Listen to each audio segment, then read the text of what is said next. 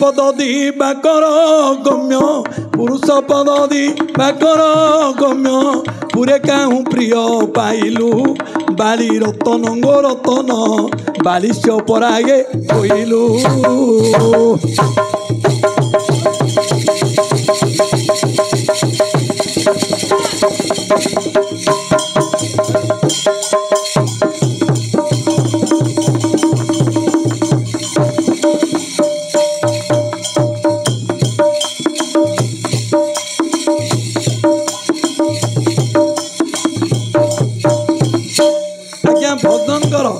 अर्थ करवाटा बड़ कष्ट ठीक केमिति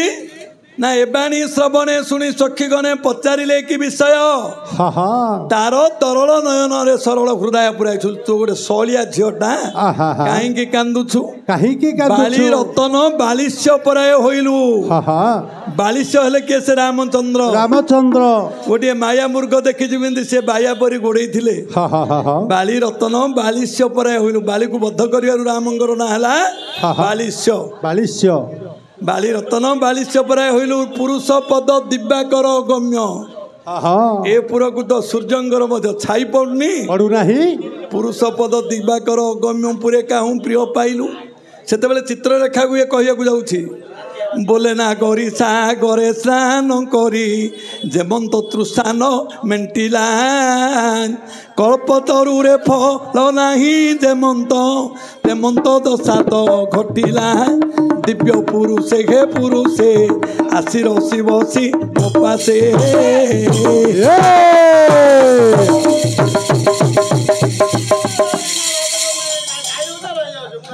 बुढ़ा हो गली मेरा हाँ हाँ जते बुढ़ा जते लोड़ा हाँ ए चलो आगो पुरुष पद दिवाकर गम्य पुरे काहू प्रिय पाइलु बाली रतन गो रतन बालिश्य परागे कोइलु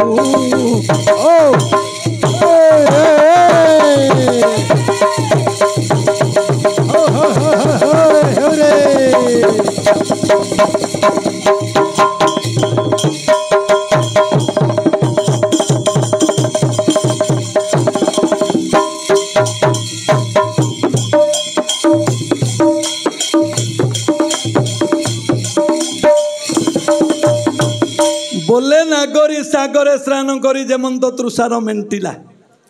ए झील कहवाक जाऊँ मु सागर रे स्नान कली किंतु मो तृषा मेंटिला नहीं जाऊँ ना उत्साह हाँ आमर तो भंजंगर कविता चारोटी पद हम ना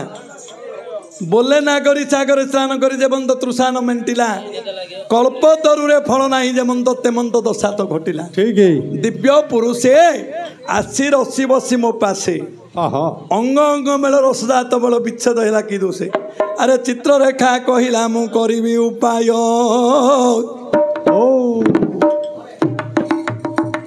संसार अछंती जेते कराज पुओ समस्त चित्र को मु लिखी देवी देखिबू किए बर तोहर भावी अरे चित्रपट गोटे कम लेखिण देवी तुम आगरे मु तो देखाई देवी जहाँ ठारे तुमर तो मन बड़ो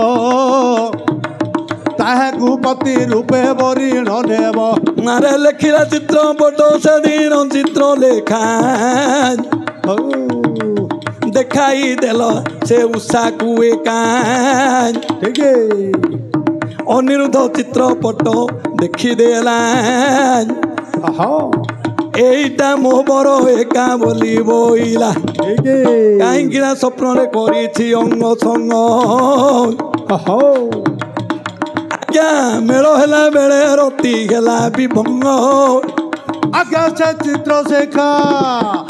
चित्र रेखा पुणी देखाई देला एटा कृष्णर पुओ जे बइला ताहाठारे मोर मन लाखी रहिला अनिर हाँ कृष्णकर नाती हाँ हाँ हाँ हाँ पद्मनकर पुओ बुझेले हाँ हाँ लावण्यवती काव्य धन्य धन्य आज्ञा हे प्रसन्न सुंदर हो कहीं जिते बड़े प्रसन्न कर्णरे शुणव ମୁଣ୍ଡଟା ଏକା ବେଳେ ପୁଣି ଘାବରା ହେଇଯିବ।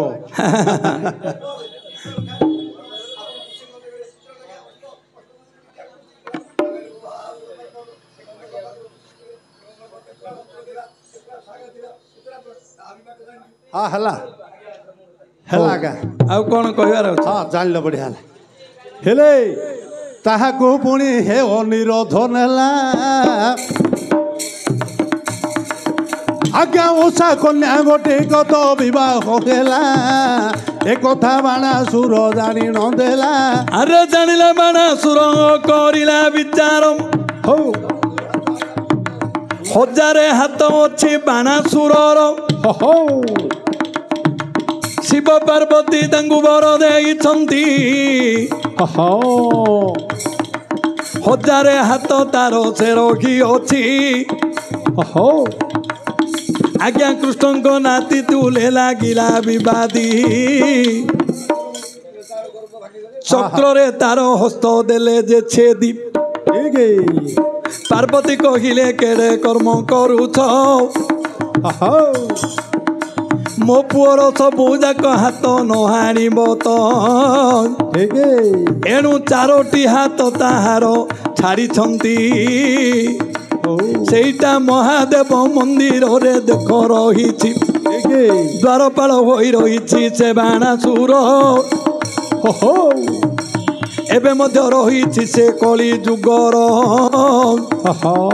ଆଜ୍ଞା ମହାକାଳ ବୋଲି ତାର ନାମ ପାଇଛି ଆଜ୍ଞା ଶିବ ମନ୍ଦିରରେ ସବୁବେଳେ ରହିଛି। ଆଉ ଧନ୍ୟ ଧନ୍ୟ ଧନ୍ୟ ବାପା ପ୍ରଶ୍ନ ସୁନ୍ଦର ପଚାରିଥିଲ ଆଜି ରଙ୍ଗ ସଭାର ବ୍ରାହ୍ମଣ କୂଳରେ ହୋଇଅଛ ଉତ୍ପନ୍ନ ନାଇଁ ଉଷା ଉଷା ଉଷା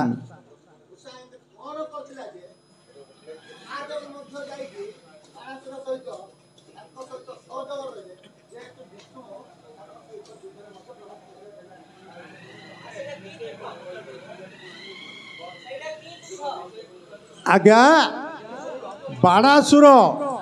ବାଣାସୁର ହେଉଛି ଶିବଙ୍କର ଭକ୍ତ ପରମ ଭକ୍ତ ହେଲେ ଯେତେବେଳେ ଭଗବାନଙ୍କ ସଙ୍ଗରେ ଯେତେବେଳେ ଯୁଦ୍ଧ କରିଥିଲେ ଦେବଦେବ ମହାଦେବ କହିଲେ ରେ କିସ ନେବୁ ବର ସେତେବେଳେ କହୁଛି ବାଣାସୁର ଯେ କୁମର ମୋର ଦୁହିତା ନାହିଁ ଦିଅ ଦୁହିତା ଗୋଟିଏ ଆଜ୍ଞା ବାଣାସୁର ଏପରି ବର ମାଗେ ସିଏ ହେଲେ ଯେତେବେଳେ ବରକୁ ସେ ପାଇଗଲା ବାଣାସୁର ସେଦିନ ଯେ ପଣ କରିଲା ମୋହର ହଁ ଠିକ ହଁ ହଁ ହଁ ହଁ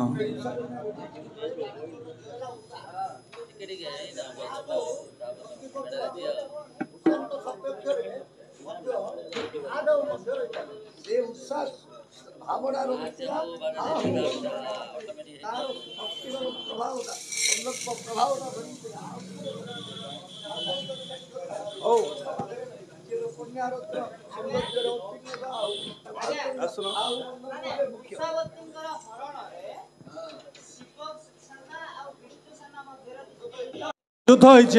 ଯୁଦ୍ଧ ହେଇଛି ସେଇଟା ଯୁଦ୍ଧ ହରିହର ଯୁଦ୍ଧ ହରିହର ଯୁଦ୍ଧ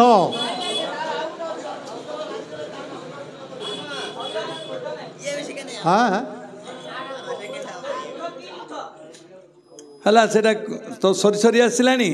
କହିଦେଉନ ତମେ ଆସ କ'ଣ ପଚାରିବ ବୋଲେ ସିଏ ପଣ କରିଥିଲା ବାଣାସୁର ପଣ କରିଥିଲା ଯେ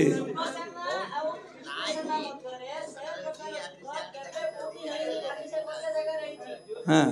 ଇଆଡ଼େ ଆସୁନ କହିବ ଏଇଠି କୁହ ସେଟା କି ଯୁଦ୍ଧ ବାଣାସୁର କ'ଣ କରିଥିଲା ଜାଣିଛ ସେ ଗୋଟେ ପଣ କରିଥିଲା ଯେତେ ଯିଏ କହିଲେ ମଧ୍ୟ ସେ ଗୋଟେ ପଣ କରିଥିଲା ଆମର ବାଣା ପରାଜୟ ବୋଲି ଗୋଟେ ନାଟକ ଅଛି ମତେ ବାର ବାର କରି ବଳା ନା ରେ ବର ବର ନା ଆଜ୍ଞା ବାଣାସୁର ଦେଖ ହେ ଶପଥ କରିଲା କାହାର ଶ୍ୱଶୁର ମୁଁ ହୋଇବି ନାହିଁ ମୋ ଝିଅକୁ କାହାକୁ ଦେବି ନାହିଁ ଏ କଥା ଗୋଟି କଷ ପଥ ଗରଇ।